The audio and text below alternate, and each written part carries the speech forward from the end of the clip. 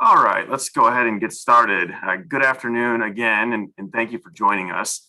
My name is Adam Wenner, and I, along with my co-moderator, Shannon Duggan, are honored to host today's panel of former public servants turned private practitioners.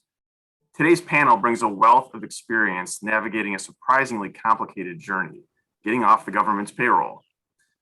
The purpose of today's event is to try and demystify that process and hopefully provide some practical pointers on launching a successful campaign, leveraging your expertise, and thinking through the very real challenge of finding a place that honors the values we all grow to appreciate while serving the government.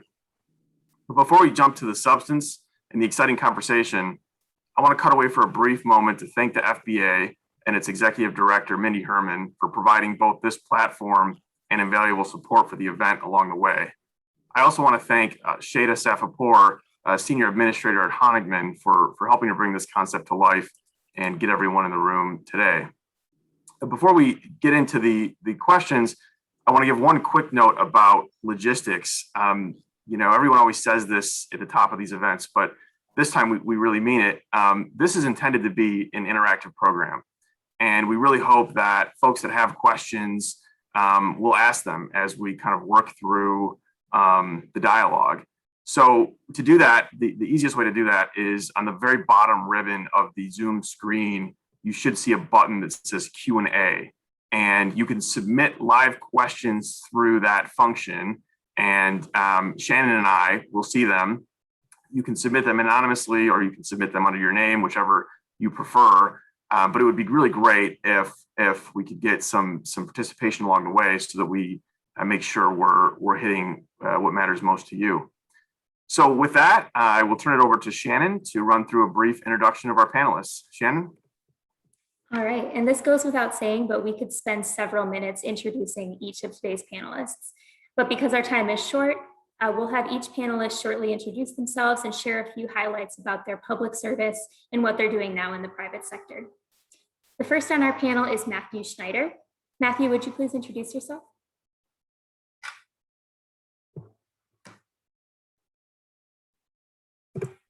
I think you're muted, Matthew. Did I kick it off the right way, Adam? Perfect. Okay, great. So I'm Matthew Schneider. I'm the former U.S. Attorney in Detroit. I've spent almost my entire career in government and public service, and now I'm in private practice. Thank you, Matthew. And next on our panel is Alex Parrish. Alex, please take a few moments to introduce yourself to the group. Thanks, Shannon. Yes, I'm Alex Parrish. I'm a partner in the corporate department at Honigman, and I co-lead the M&A practice there. But before coming to Honigman, I had 3 stints in government. I started out my last year of college and first year of law school. I was a legislative assistant to a U.S. senator in Washington.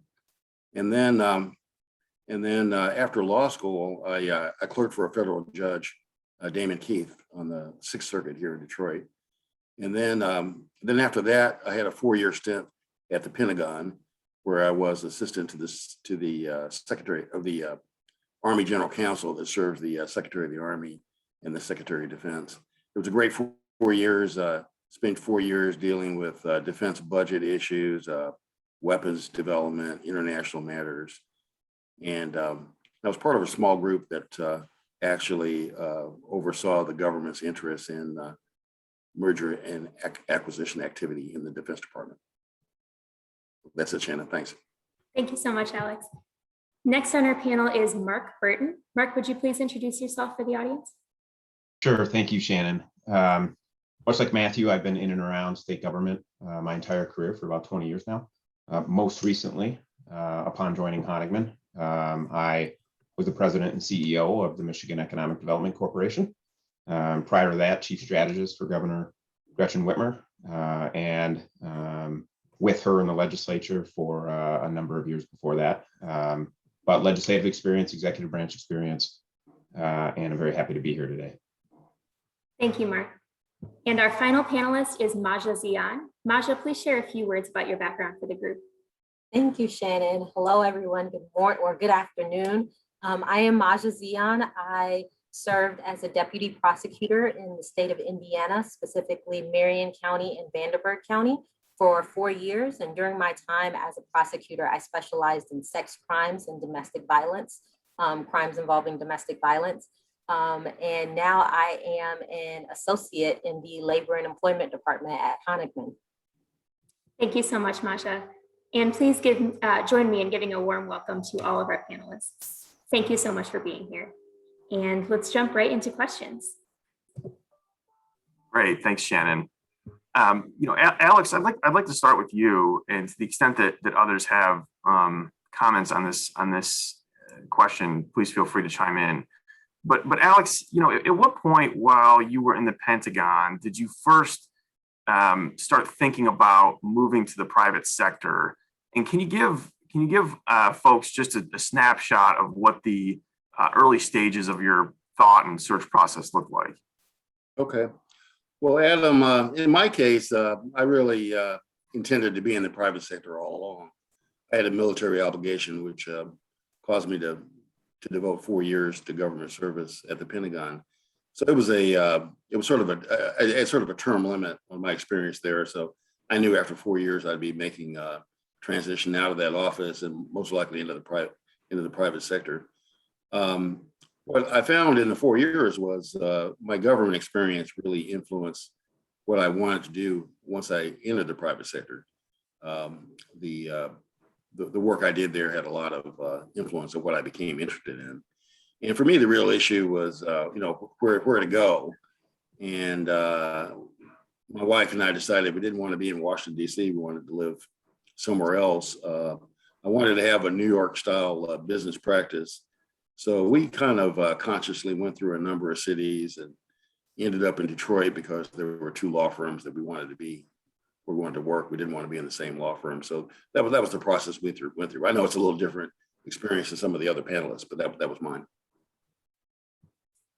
Thank you, Alex. And Mark, I'm going to turn to you next. Kind of a similar question, but after your time in the MEDC and serving the governor, you could have taken your career many different directions. What made you choose a firm? Thank you, Shannon. I think, as I mentioned, about 20 years in and around state government, there's really kind of 3 things. I think first is I actually loved the law. I loved law school. And I knew at some point I'd always get back to it, largely after my public service. But really, I've approached my career. I love being a creative problem solver. And I like doing hard things in the public policy space. And a big firm has provided me that opportunity to continue doing that. Secondly, I think this panel is a great reflection of what large law firms can offer, which is just a great collection of exceptional people who master their particular subject areas. So when you go back to my wanting to be a problem solver with hard things in the public arena, being able to pick up a phone or send an email to a colleague who has significant expertise in a variety of areas of the law was just really critical for me. So to be able to be in a firm that has access to experts like that, where I can continue to kind of do the work that I've done over 20 years or so of trying to solve problems, it's a remarkable fit, and I'm very happy I made the move. Thanks, Mark. Matthew, somewhat of a turn on that question for you. You were serving as U.S. Attorney here in the Eastern District of Michigan, and your transition out of that office was perhaps part of the change in administration. When you sort of came to the conclusion that you'd be looking for kind of the next move, were you immediately focused on law firms? And if so, obviously that's where you ultimately ended up. What kind of qualities and features were you looking for in a firm? Well, thanks, Adam. It's a good question, because I spent my whole career in public service, whether being the U.S. Attorney or an assistant U.S. Attorney or a state prosecutor or in the state Supreme Court, or I also worked in the White House in D.C. And at the end, I didn't have a choice. I had to leave public service because the administration changed, and that's just the way it goes. But fortunately, because of that, after the election, I had plenty of time to interview with several outstanding and great law firms in Michigan. And so what I was looking for were essentially three things. I wanted a place where I could grow my own practice. I wanted a place where people were there who I could work with and that did similar things to what I did. And also, I wanted a firm that was very fiscally, financially sound. And I think we're really blessed in Michigan because we have several firms that have all three of those things. So I transitioned from government to private practice as a partner. But what I would suggest, especially for the people who are clerks, who know that their term is coming to an end, or people who are going to go into a firm, I would suggest that you look at that second category. I would be looking at a firm where there are people there who do the kind of work that you'd like to do, and that the people are nice people that you can build friendships with, because you're going to be working with them a lot. And it's much easier when you can go to a place that already does the type of work that you enjoy, and you can bounce ideas off of people. And as I said, there's several good Michigan firms who do all of those things. Thank you so much, Matthew. And you just hit on a number of things that a lot of people should look for when they're thinking about going to a firm. And I want to turn that question next to Maja, who started out in a prosecutor role and kind of made that transition a little bit earlier in her career. So Maja, there are a lot of great firms in this state, as Matthew just mentioned. How did you differentiate between firms when you were looking to transition to the private sector? And what were you considering as the most important qualities? Oh man, that's a good question. So I had a long list of needs and wants. I was a new mom. So my daughter, when I started my search, my daughter was about 1 month old. So I knew I wanted to I knew I had a list of things that I wanted in a firm, but I had three main non-negotiables. And those non-negotiables pertain to me and my ability to promote myself and to engage with big firms. And the first thing was litigation. I have a skill that a lot of big firm attorneys, partners, associates don't have. I have tried lots of jury trials and several more bench trials. So my ability to go in court, feel comfortable, speak up, say things, objections, I wanted to make sure that whatever firm I went into had a great litigation department. Whether I ended up in the litigation department or I could market myself to that department, I wanted to make sure that the firm had attorneys that were actually going to court and not just settling on paper, and that the firm would find my skill set as a need and as a necessity. So that was one. The second thing was diversity. Moving from the prosecutor's office that I was at, I was the only Black prosecutor in the department, like in the prosecutor's office. So that affected me mentally, affected me socially, because being the only prosecutor in a city where it has the fourth largest population of African Americans in Indiana was an issue, especially where we lived. So I wanted to make sure that where I was going, I had people that looked like me, and I had a team that valued who I was as a Black female, and that was very important to me. And then the last thing I looked at the last thing that was a non-negotiable was what is the firm's reputation?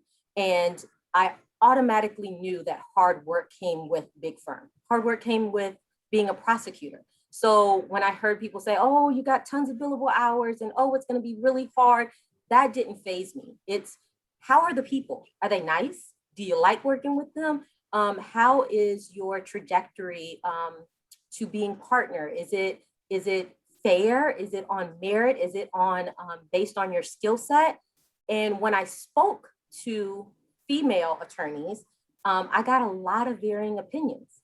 And the firm that I chose was the firm that gave me comfort in their representation and reputation with females, especially African-American females. And those were my three non-negotiables. And I feel like I landed exactly where I needed to be. Yeah, no, that's super interesting, Maja, that you kind of run through your list of non-negotiables and kind of staying true to that. I think that's a great message for everybody trying to make this transition. And so kind of building off that, I actually want to ask a related question to you and Matthew. But Maja, why don't you start? And the question really is, as you're working through your list of non-negotiables, and you're at the prosecutor's office and you make that decision that I now want to go into private practice. What is your process? I think folks are really curious to learn, how do you make that initial step out? Is it dropping an application or a resume in the mail? Is it sort of mechanically, what does that process look like? And then the second question is, can you walk us through sort of how you work through the various layers of that process to ultimately end up at a law firm? So my process was interesting. As I said, I was a new mom, and I knew very early on throughout my pregnancy and even afterwards that it was time for me to leave.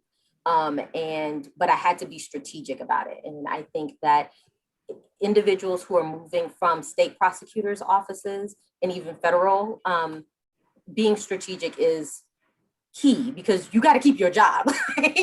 You don't want them to know that you're leaving. You got to stay employed.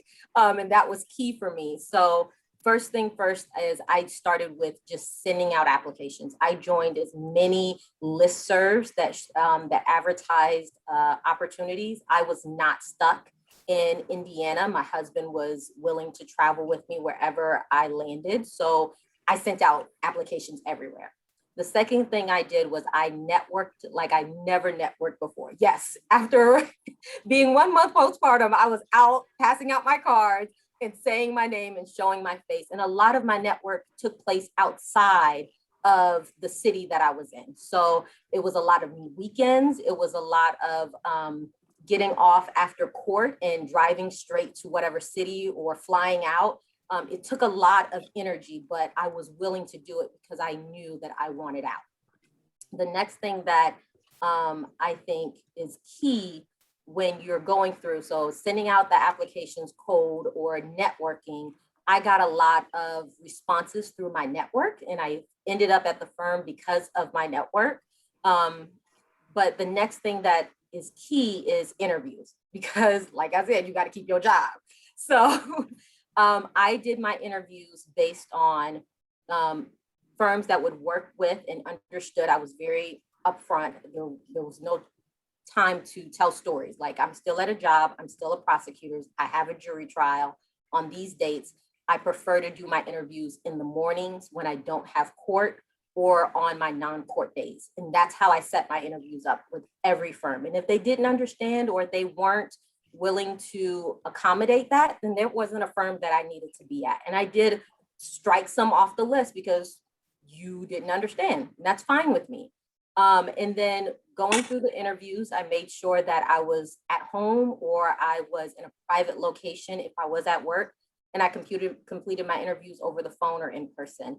And the last thing that I did was, when I had my offers on the table, I went old school and drew the little bubbles and did pros and cons where I wanted to end up. And when I ended up with 2 great firms, I went back to the numbers. What are the numbers? What are they offering? What are the negotiation points? Do I feel that in this negotiation process, I am being valued for what I am bringing? At times when I would talk to mentors and friends, they'd say, oh, just remember, you're just a state prosecutor. Oh, just remember, you don't have all the skills as a litigator or you don't have big firm experience. Strike all of that. You have the skill set as a state prosecutor or anything in government to be at a big firm. And if the firm that you're interviewing with does not value that, you don't need to be there. So the numbers spoke for me. And then also the last thing was the reputation. I called friends, I called family, I called people who used to work at the firm and people who are at the firm.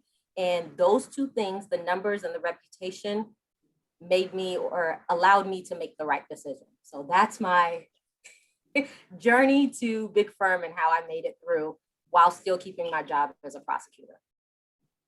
That's great, Maja. To say that there was some thoughtfulness and intentionality behind your process is probably a severe understatement. But that's super helpful and interesting because that's exactly what folks have to work through to get to that next phase. I'm curious, Matthew, kind of building off that question. I imagine your process looked somewhat similar, although from a much different perspective, coming from a senior level and a very public facing position. I wonder if you could walk us through kind of your mechanics, kind of on the ground to get a sense of how you navigated the process and ultimately decided the best fit for you. Sure. My process was a bit different, and it's probably similar to what some of you are going through now because of COVID. Normally, there is a long recruitment process where you might have to meet with several partners, associates. You might have to fly to the different offices or travel to the different offices of the firm. I was able to do all of my interviews over Zoom, which was really awesome because I wore shorts or like jeans to every interview, which I might be doing now, by the way. It was really helpful. The thing that is similar, though, in this recruiting process for every law firm is that at a very base level, a law firm wants you to make money for the firm because law firms are businesses. So you should start thinking about it from that perspective. And that's what I did. Every firm wants you to have some sort of business plan that you can put together and explain to the firm. If I join your firm, here's what I bring to you. Here are the business contacts that I have. Here are my contacts in government. Here are the people that I know. Here are the potential clients that I could call. And that's difficult to do that. But you should be starting to think about who is it that I could call to get to know a little bit better that might have business that I could bring into the firm, because that's something that all law firms are interested in. Thank you, Matthew, and thank you, Maja.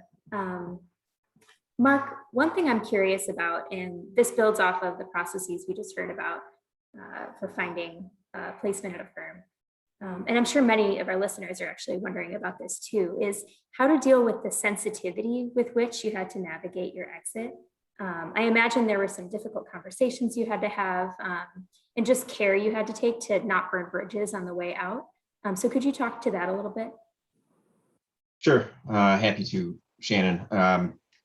Yeah, my situation was a little different, and especially hearing, the sentiment of there are places with term limits, right, where your time will come to an end, and you need to leave. I was kind of the reverse of that. I could have stayed with this current administration here in Michigan for a number of years yet to come, but I chose to move and to seek greener pastures, as they say. The difficult part in that, particularly around a place like the governor's office and close advisor to the governor, is you want to be able to preserve your integrity, and B, your relationship with in my case, the governor. I cherish that relationship. I've known and worked with her for nearly my entire career. So that's just a delicate balance. It's a real delicate balance, because when it comes to the first phone call that you have with a prospective firm, there is risk inherent there, right? That a partner may talk to another partner who may talk to another partner, and pretty soon the governor finds out before I had an opportunity to tell her that I've chosen my time to leave. So you always got to be hypersensitive, I think, to that. Particularly, like I said, in my place, but I'm sure everybody else would say the same. It is something that you have to take great care, because those are relationships that are professional, in my case, personal and professional, with her over such a long period of time. And undermining that in any way could potentially make the job opportunity not worth it. So you need to be strategic about that. You need to have confidence that the people that you do talk to on the other side understand that too, so that you can establish that trust right away and be able to have meaningful conversations and a meaningful process and end up getting enough information to be able to make a decision that's in your best interest. Thank you, Mark. It's helpful to hear from your perspective how those conversations go and kind of what you're thinking about as you make those decisions. And that ties right into my next question for Maja, and I'll also turn it to Mark afterwards to address what were the most challenging parts of your private sector job search? Maja, would you take that one first? Yeah, so my most challenging part was the travel and getting from one interview to another while still maintaining a court docket and especially a trial court docket. I don't know, but if there are prosecutors on here in my state, the judges would set maybe 4 or 5 jury trials. And if one settled the morning of, then whoever was number 2 would be up, and whoever number 3 would be up. So it was very unpredictable if you were going to trial or not, and you always had to be prepared. And navigating my schedule at work and trying to make sure I incorporated that I adequately informed my firms and the interviews and set those schedules correctly was a very hard thing. And I think the second part was that I was a new mom, and making sure that I took care of my daughter and I took care of my husband and my household. Those are 2 things. Those are 2 things that are extremely important to me, and making sure that the job search and maintaining my current job did not get into the way of my home life was very important. And I think that those were the 2 parts that was really hard. Absolutely. Shannon. Oh yeah, I was Shannon. just going to invite Mark to talk. Yeah, Shannon, for me, I mean, I think the phrase you used was challenging parts of this transition process. And, I think really for me, the most challenging part was making the decision that it was time for me to leave. Because the governor, and as president and CEO of MEDC, you're obviously, on the cabinet. So while I was not in the governor's office, my proximity really didn't change. But making that decision when the governor from today forward, right, has at least 18 months in her current term, let alone prospectively another 4-year term after that. So just getting over that hurdle that I wanted to leave was the most challenging part for me. Other than that, when it came to prospective places to go, when you sort of grow up in the legislature and state government, in the governor's office as CEO of MEDC, over the course of time, I've worked with any and all firms across the state in one capacity or another. So that part, I had the familiarity in terms of the different firms, the people at the different firms, some of the philosophies of the firms. So that part I did not consider nearly the challenge it was to make the decision to move at all. Yeah, that's really helpful perspective, guys. And I'm curious, Alex, when we talk about challenges, you mentioned a couple of things at the top in terms of geography and in terms of finding the firm that sort of, fit the profile you were looking for. What other things out of a firm, particularly after, coming off a distinguished government career, being at the Pentagon, clerking for a 6th Circuit judge, you've got a skill set that's really, kind of unique. But unique to the space that you're working in, and not necessarily a one-to-one kind of transfer to a private, big law firm. I wonder what you thought about in terms of, Maja called it her non-negotiables.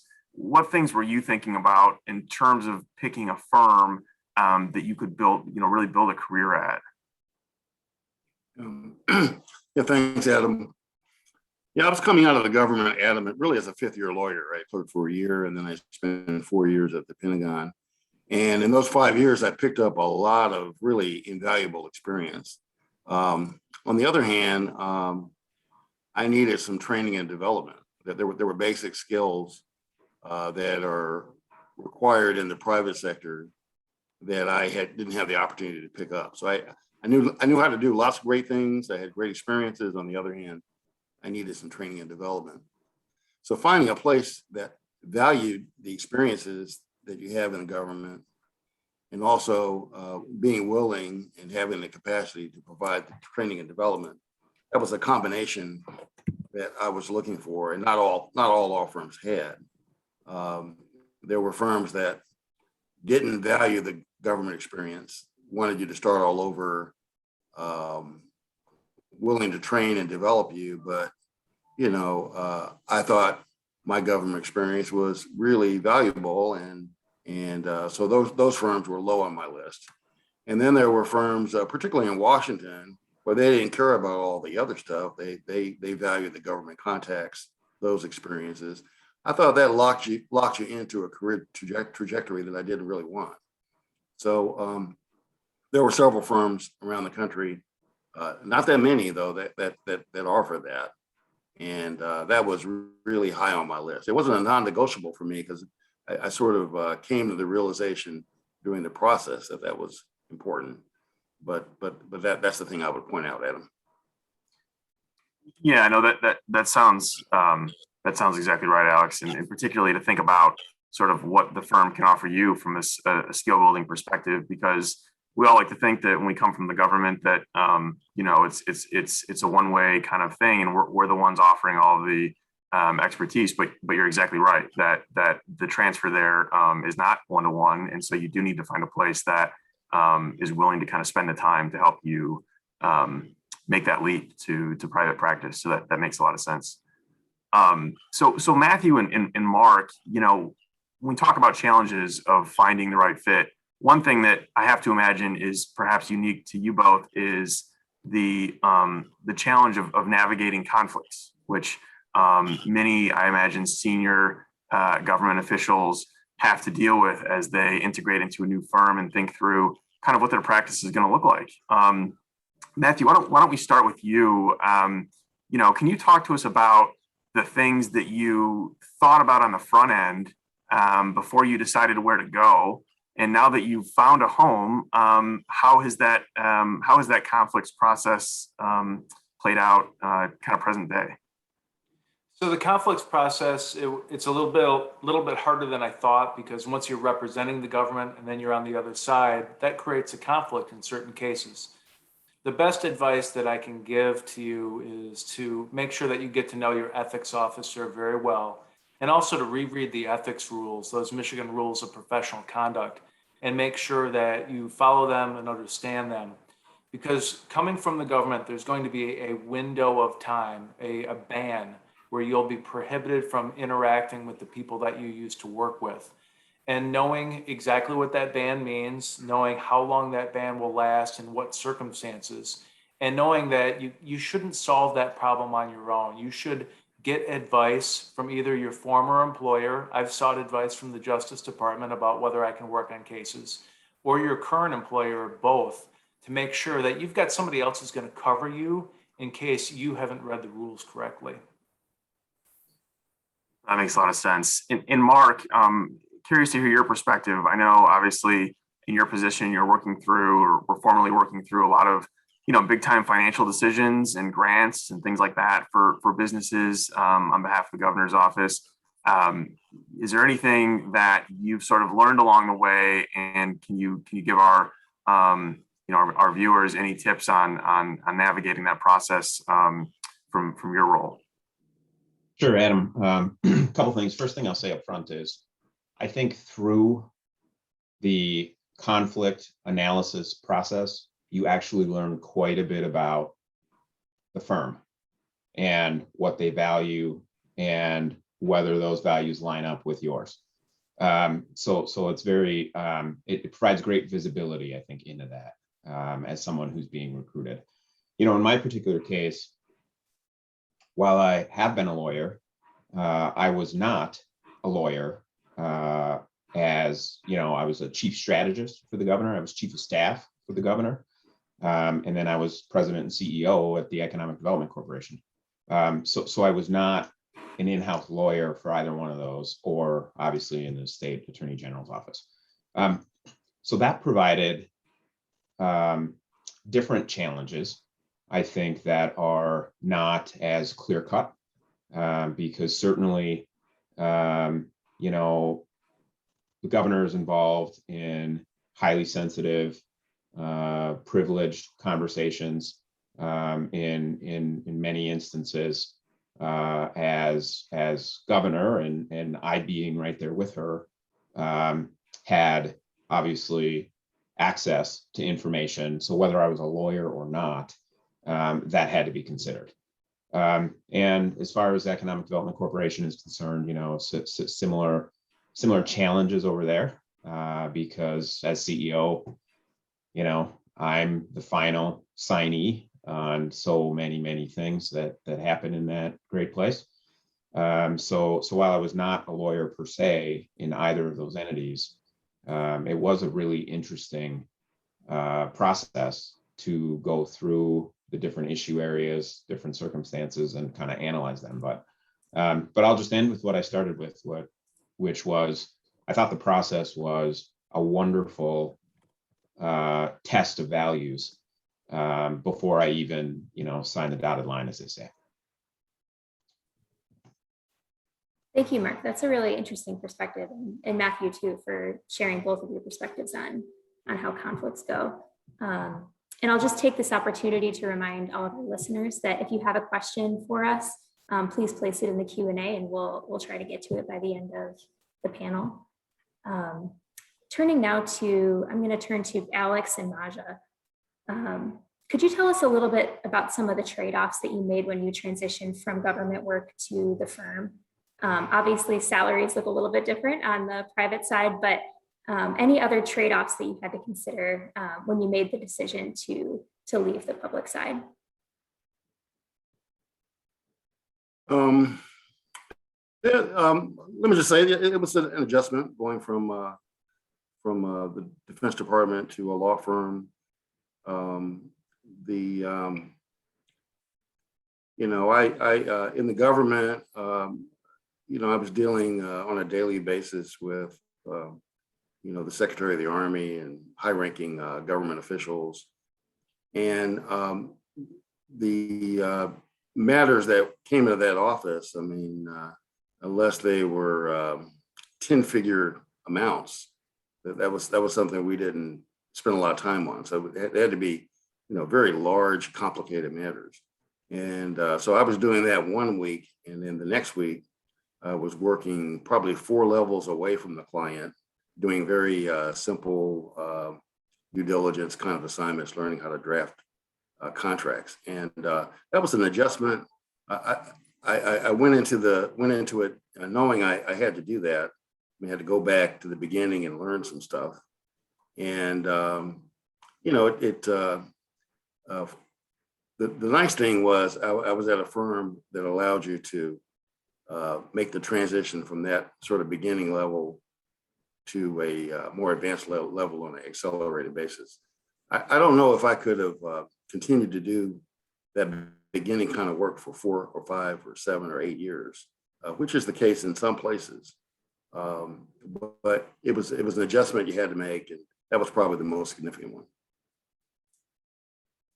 Yeah, I agree with Alex. I would say autonomy for me, in summarizing it from Alex's perspective, being a state prosecutor, I had a lot of autonomy. I remember coming in as a new attorney, fresh out of law school, just passed the bar, and they just gave me 30 cases and said, here you go to court. And the only time I was really going to a supervisor was to talk about trial strategy, to ask questions, but those cases were mine, and I worked them from beginning to end, investigating, preparing for tape statements. That I had the autonomy. I ran those cases, and If there was a brief needed to be written, there was no partner to review it or a senior associate to review it. It was all on me, and I handled it from beginning to end. Coming to a firm, it is a team effort.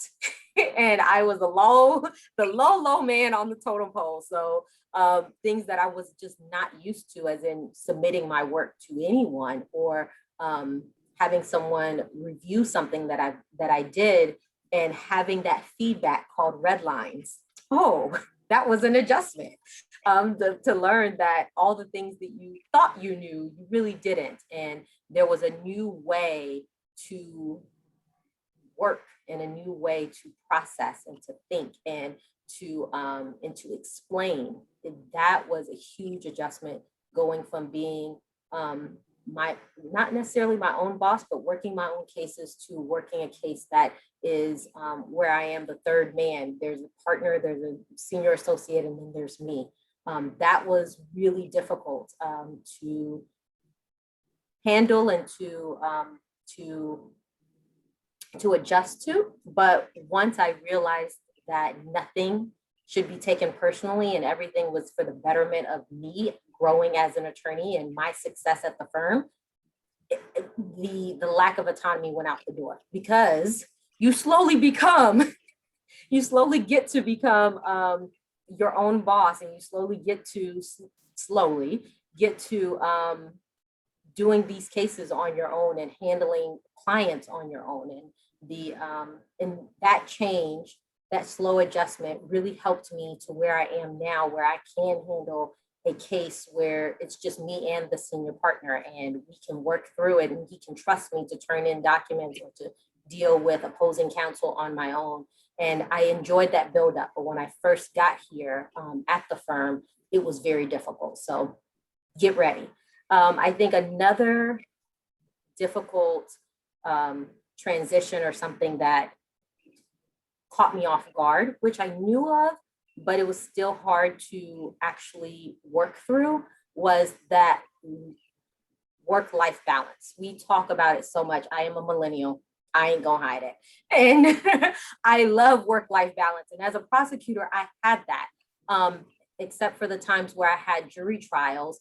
I didn't really stay at the office until 6, 9, 10 o'clock at night. I was in and out 9 to 5, and I went home and I spent time with my husband. And when I got to spend time with my daughter, I did.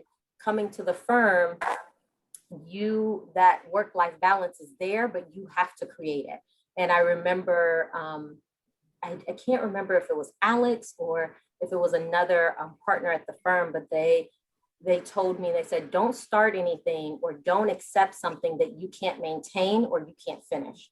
And that was talking about my work-life balance. Don't come in staying until 9, 10 o'clock when you know you can't maintain that. Establish who you are, what you want your partners and what you want your colleagues to know about you when it comes to your work-life balance, and incorporate that into your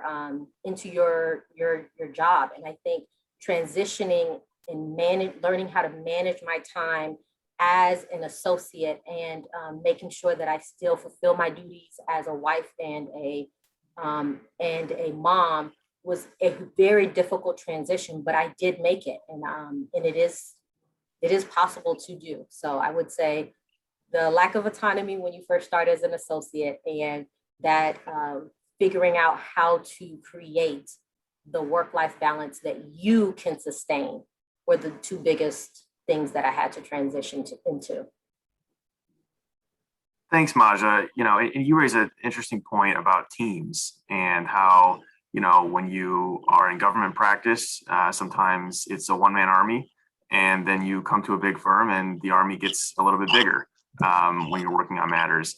Matthew, when we think about changing that perspective, going from, particularly in your case, a really long sort of distinguished career in government service to representing the public, representing the people, and now you're switching hats and you're representing private clients.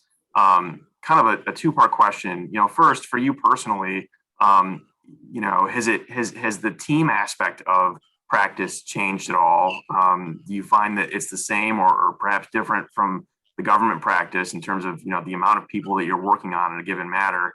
And kind of a corollary, has it been hard for you to make that hatch, to change hats and to go from, representing the public interest to giving business advice and advocating for a client for a particular outcome?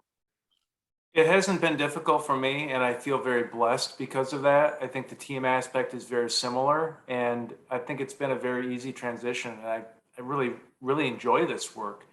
I think what people should be thinking about is when you're going to make that transition, you have to be thinking about it in terms of what can you provide to the law firm. So let me give you a couple of examples. Like if you're a clerk and you go to a firm, you're immediately going to be recognized as that person knows the judge and they know how the judge thinks and they know that person is valuable. And the same thing is true with the government. So, every week I get a call from 2 or 3 of my colleagues who have some issue with a civil client who has some criminal jeopardy.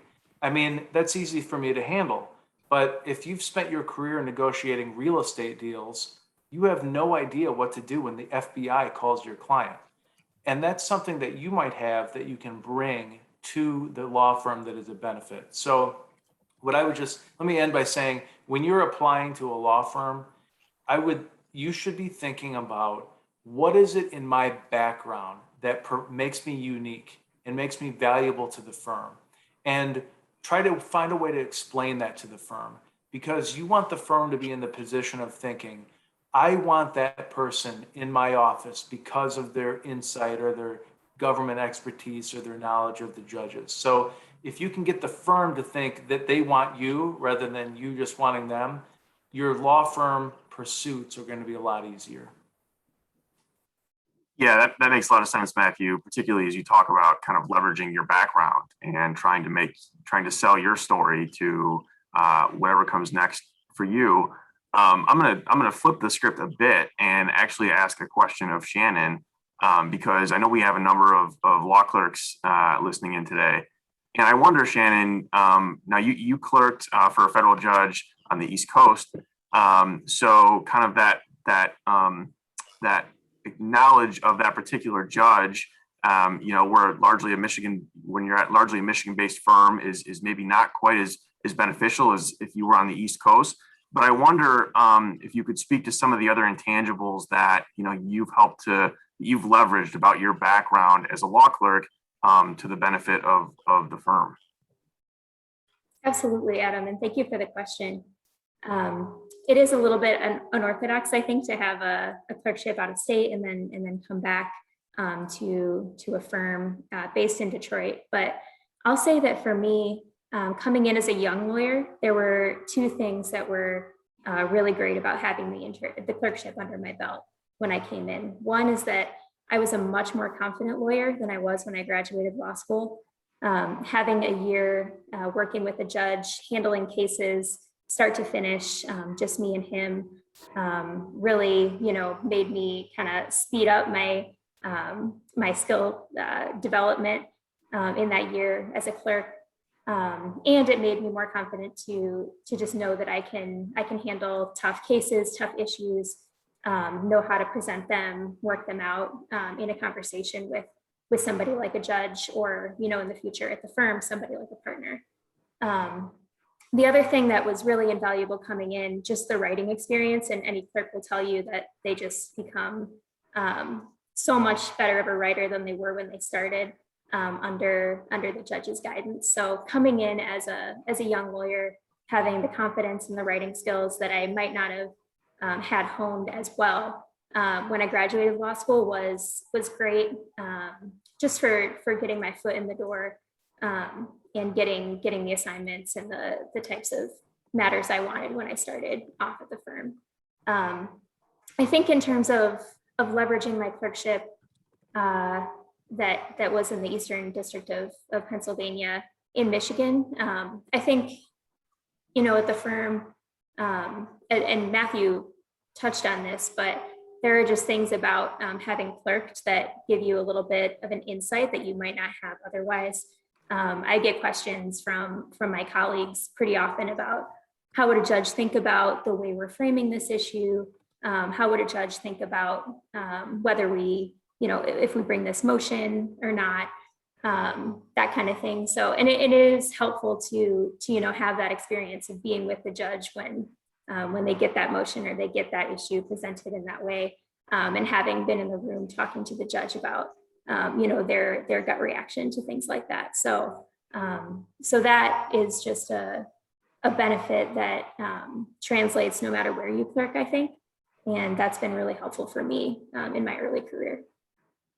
Yeah, no, absolutely. And it's, interesting to think about the intangibles that you bring and the uniqueness of the role being on the inside and having that perspective, which certainly, career firm lawyers just don't have. Alex, your path was a little unorthodox in the sense that you were doing corporate work principally for the government after your clerkship, and then you joined a firm. Did you think about or have you leveraged that, your federal government experience, particularly at the Pentagon, in your private practice in any way? I mean, I imagine it's nice to be able to tell clients you work at the Pentagon, and that has a certain appeal to it. But on a more practical level, have you found kind of any ties there? I would say, Adam, early in my career, yes. Early in the career, I did, some work for defense contractor clients that had business issues. They found their way to me because of that government experience. The people I met in the government were referral sources, so that was helpful. But I made the decision not to really optimize the opportunity to leverage that experience directly. If I had stayed in Washington, D.C., I could have easily transitioned into a government contract-oriented business. Or if I joined a defense contractor in their corporate department, it would have been a more direct path.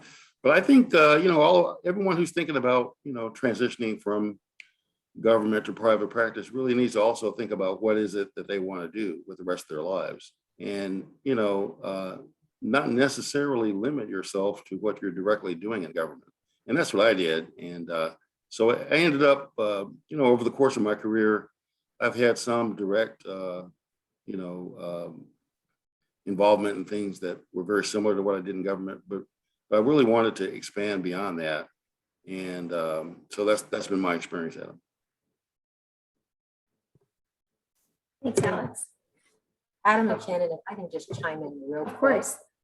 So speaking to anyone out there who did not work for the Pentagon or, the U.S. Attorney's Office or a governor, it is from like a small town in Evansville, Indiana, right? Like speaking to those people, you still have major skill sets that a law firm is looking for. If you were a state prosecutor, you know how to interview someone and you know how to catch someone in a lie better than most people. You can smell a lie coming from south, north, east, west, all the points. You know that. You know how to engage with individuals who don't want to talk to you, who don't want to share the information. So use those interview skills. You know also how to deal with opposing counsel who think they smarter than they mamas, but don't know anything from the top of their feet to the bottom of their shoe. Like they just don't know. But that's what you're going to encounter in the big firm world. You're going to encounter opposing counsel that just, you like, how did you graduate law school? But you know how to talk to them. You know how to befriend them. You know how to engage with them to get what you want. Those are skill sets that you can leverage to a big firm. If you are going into it, you're going to be nervous. You're going to be scared. But remember that you have skill sets that lots of attorneys at big firms do not have. So get creative and figure out how you can use those skill sets that you have to leverage yourself and to maximize your abilities to a big firm. Don't feel like because you haven't done these big time jobs or because you don't have these, I don't know how to describe these experiences that are just wonderful that I never had, but you still can make it here. So please get creative with your skill sets and know that they are wanted and needed at big firms. Just want to throw that out there. Thank you so much, Maja, for doing that. And that's actually a perfect transition into our final question. I'm going to open this up to the whole panel. What advice do you have for lawyers of any age who are thinking about moving from the public sphere to the private sector? What words of wisdom do you have for our listeners today?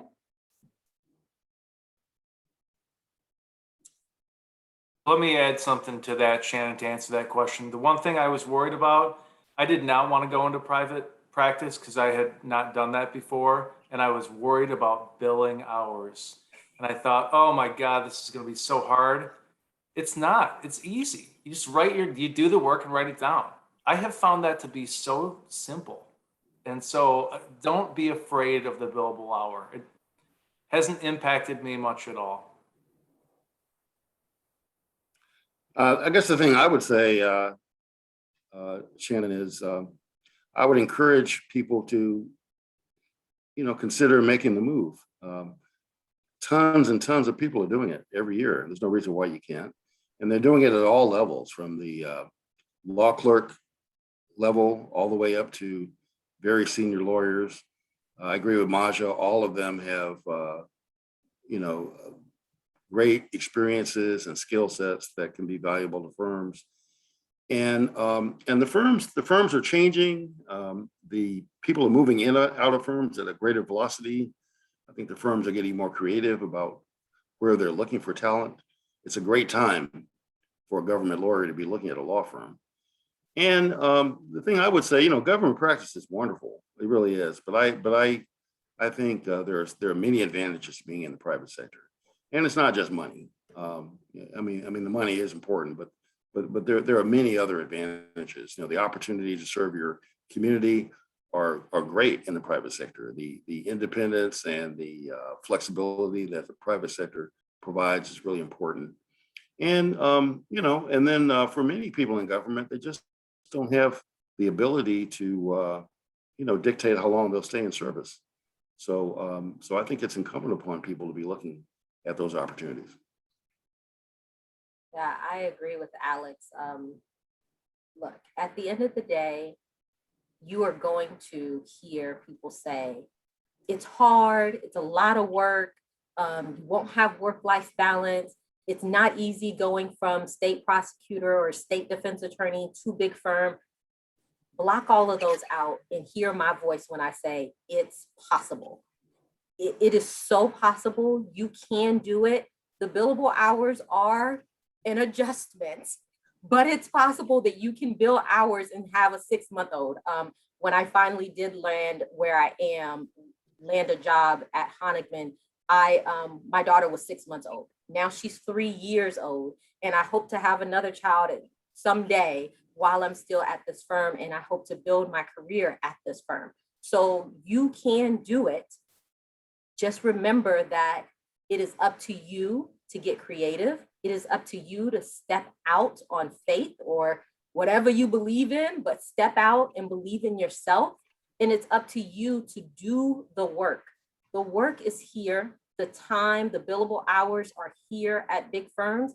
You have to be willing to do the work. And the last thing I'll say is remember that quote that I said earlier. I think it was by Alex, but don't start anything you can't maintain or finish. So when it's time for you to start at a big firm, establish what you know you can do. One of my biggest things is reading a book to my daughter at night. Now, sometimes I have fallen asleep while reading Clifford the Big Red Dog, and my daughter has had to nudge me and say, "Mommy, wake up." But I know, and I think my colleagues know, that from a certain time between 8 to 8:30, Maja's not going to be online because she's going to be reading to her daughter, whether that's me falling asleep or actually reading the book. 8 to 8:30 is my daughter's time. So you can accomplish it. You can get into a big firm. It is possible. And you can have your work-life balance while you're still at a big firm. So I say, do it. Take the leap of faith. Hope to see y'all soon at big firms. Shannon, I'll just add one thing, as I know we're at one-on-one already. I sought public service so that I could make an impact. And at first it was my community. And then obviously after that it grew. And I have cherished that ability for the private sector to provide me the opportunity to make an impact. But there's also a recognition that government and politics are changing, are evolving. But so is the private sector, and Alex touched on this too.